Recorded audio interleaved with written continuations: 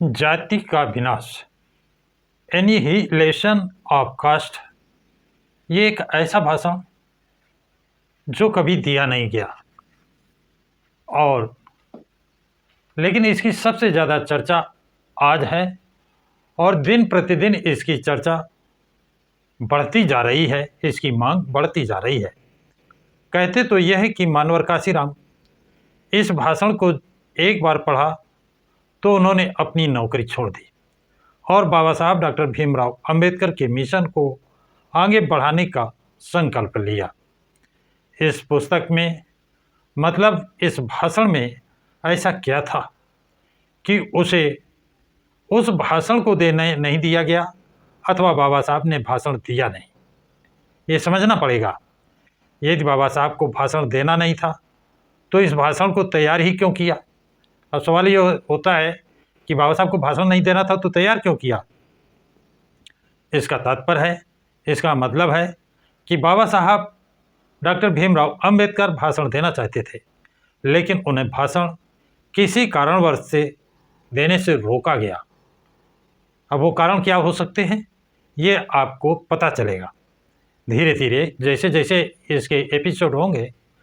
भाषण देने से डॉक्टर B.R. अंबेडकर को क्यों रोका गया, उसके पीछे क्या कारण हो सकते हैं, इन सभी बातों को जानने के लिए और भाषण क्यों तैयार किया गया यह भी जानने के लिए इस पुस्तक के छोटे छोटे एपिसोड बनाएंगे जिससे आप लोगों को इस बात की अच्छी तरह से जानकारी हो जाए, आपके समझ में आ जाए कि ये भाषण कब और किन परिस्थितियों में बनाया गया, लिखा गया और किन परिस्थितियों में ये भाषण नहीं हो सका, होने दिया गया, आदि आदि। जाति का विनाश पुस्तक के बारे में राजकिशोर ने क्या लिखा है सबसे पहले उसे बताना आवश्यक समझता हूँ।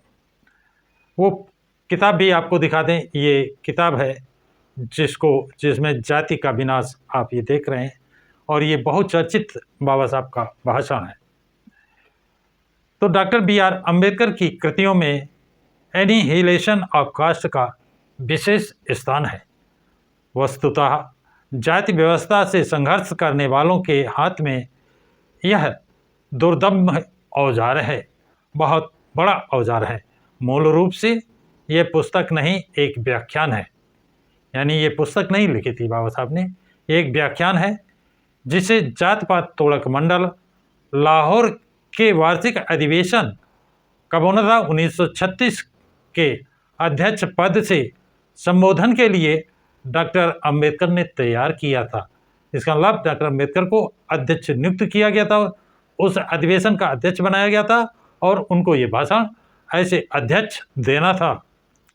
लेकिन कार्यक्रम के आयोजकों ने जब व्याख्यान का प्रारूप देखा तब वह इसकी विषय वस्तु और प्रतिपादन से भी बहुत प्रभावित हुए, लेकिन इसके कुछ अंशों पर उन्हें गंभीर आपत्ति थी। खासकर व्याख्यान में की गई इस घोषणा पर कि एक हिंदू के रूप में यह डॉक्टर अंबेडकर का आखिरी भाषण है, क्योंकि तब तक वो धर्मांतरण करने का निर्णय कर चुके थे।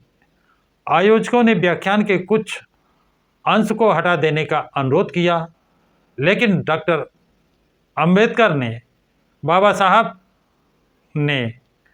बाबा साहब को ये सब स्वीकार नहीं था। इसका परिणाम ये हुआ कि वो अधिवेशन ही स्थगित कर दिया गया जिससे ये व्याख्यान पढ़ा जाना था।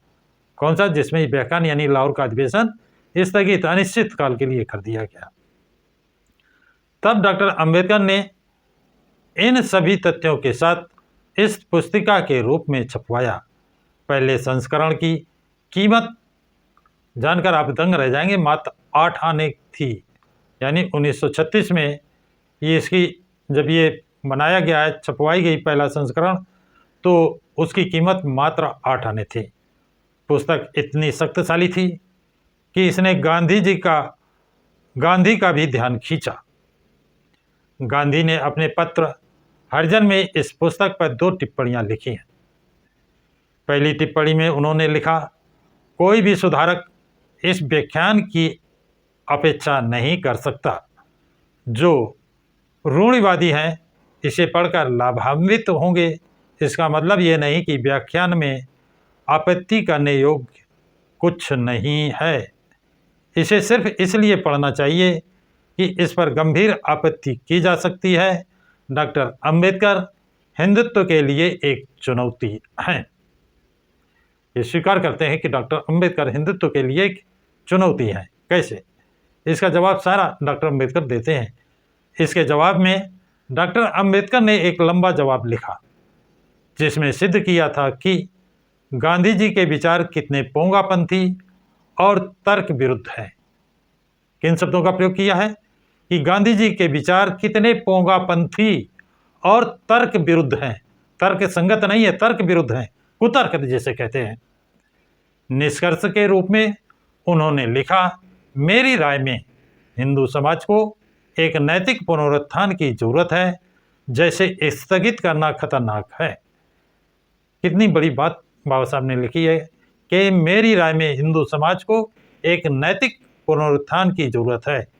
हिंदू समाज को किसकी जरूरत है? पुनरुत्थान की, नैतिक पुनरुत्थान की जरूरत है। जैसे स्थगित करना खतरनाक है, स्थगित नहीं करना चाहिए। ये अधिवेशन होने देना चाहिए था और ये भाषण भी होने देना चाहिए था। डॉक्टर अंबेडकर द्वारा प्रतिपादित नैतिक पुनरुत्थान तो हुआ नहीं, उल्टे हम हिंदुत्व के सबसे बुरे दौर से गुजर रहे हैं। इस वातावरण में डॉक्टर अंबेडकर की ये पुस्तक दीप स्तंभ का काम करेगी, इसमें मुझे कोई संदेह नहीं। ये चीज़ें लिखी हैं राजकिशोर ने 2 मई 2018 को, और इस समय मार्केट में इस किताब की मांग बहुत ज़्यादा बढ़ चुकी है। इसमें लोग पढ़ना चाहते हैं, इसमें कौन सा ऐसा जादू है, कौन सा ऐसा लेख है जिसको पढ़कर मानवर काशीराम ने अपनी क्लास 1 की नौकरी छोड़कर और बाबा साहब के मिशन में लगे और उन्होंने जो ख्याति अर्जित की, बहुजन को, सोती हुई जातियों को जगाया और एक मंच पर लाया। तो इसलिए इस किताब को लोग अधिकतर पढ़ करके उस सार को, उस मंत्र को खोज रहे हैं, जिस मंत्र को पाकर मानवर काशीराम ने एक राष्ट्रीय पार्टी बना थी। और एक बार नहीं, 2 बार नहीं, 3 बार नहीं, 4 बार उत्तर प्रदेश का मुख्यमंत्री भी उन्होंने बनाया और पूरे देश में बहुजन समाज पार्टी का वर्चस्व कायम हुआ है, वोट बैंक बना है। तो इसलिए इस भाषण की मांग बहुत ज़्यादा हो रही है। साथियों, आज की जानकारी इतनी ही। इसके